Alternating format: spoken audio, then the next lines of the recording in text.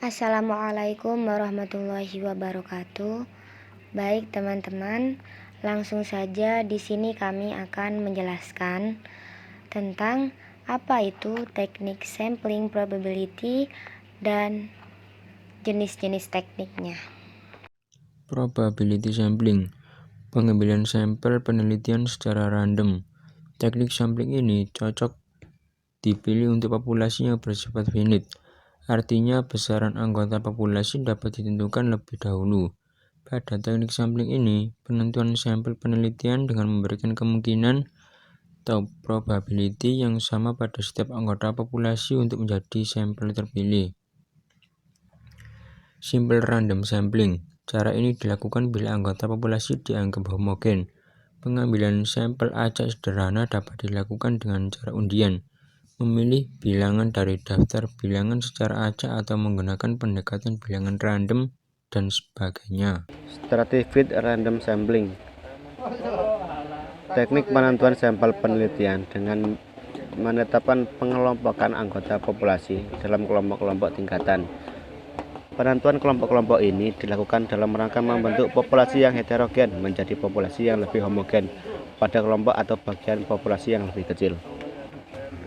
Selanjutnya, proportionate stratified random sampling. Teknik ini digunakan jika populasi mempunyai anggota atau unsur yang tidak homogen dan berstrata secara proporsional. Selanjutnya, disproportionate stratified random sampling. Teknik ini digunakan untuk menentukan jumlah sampel bila populasi berstrata tapi kurang proporsional. Cluster random sampling.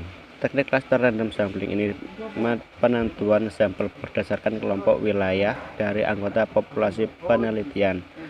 Teknik sampling daerah digunakan untuk menentukan sampel bila objek yang akan diteliti atau sumber data yang luas, misal penduduk di suatu negara atau provinsi atau kabupaten. Oke, selanjutnya kita akan memberikan contoh soal proporsional atau proportionate stratified random sampling. Jumlah mahasiswa UNWAHA sebanyak 4.000 orang. Berarti ini merupakan jumlah populasi. Setelah dilakukan pengelompokan dalam bentuk strata, diperoleh data sebagai berikut. Yang pertama, strata berkendaraan mobil yang berjumlah 600 orang. Yang kedua, strata berkendaraan bermotor yang berjumlah 1.200 orang. Yang ketiga, strata berkendaraan bersepeda yang berjumlah 800 orang. Yang keempat, strata berkendaraan umum yang berjumlah 1.400 orang. Dari 4.000 orang tersebut, peneliti akan mengambil sampel penelitian sebanyak 500 orang. Maka, untuk masing-masing strata dapat ditentukan jumlah sampel dengan pendekatan proporsional. Bila peneliti menggunakan pendekatan proporsional, maka masing-masing strata menentukan jumlah sampel sebagai berikut. Yang pertama, strata bermobil.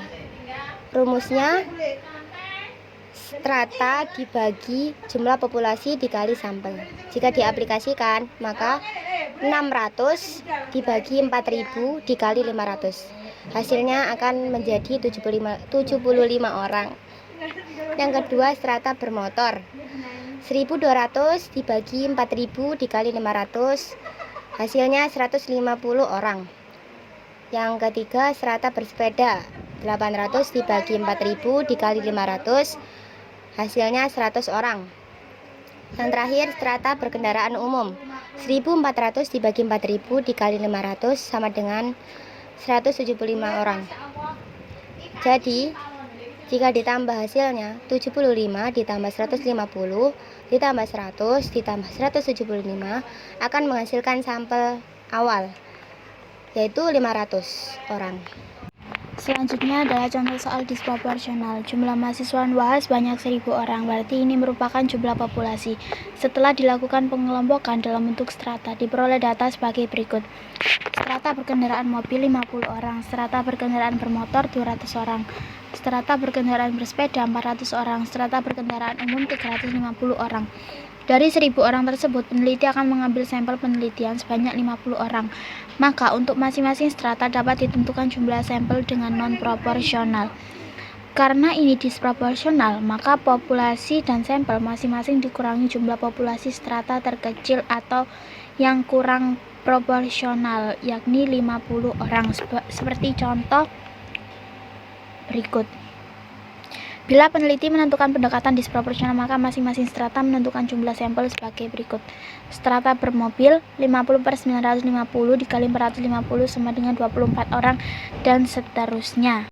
Sekian penjelasan dari kami, mohon maaf apabila ada salah kata. Terima kasih atas perhatiannya. Wassalamualaikum warahmatullahi wabarakatuh.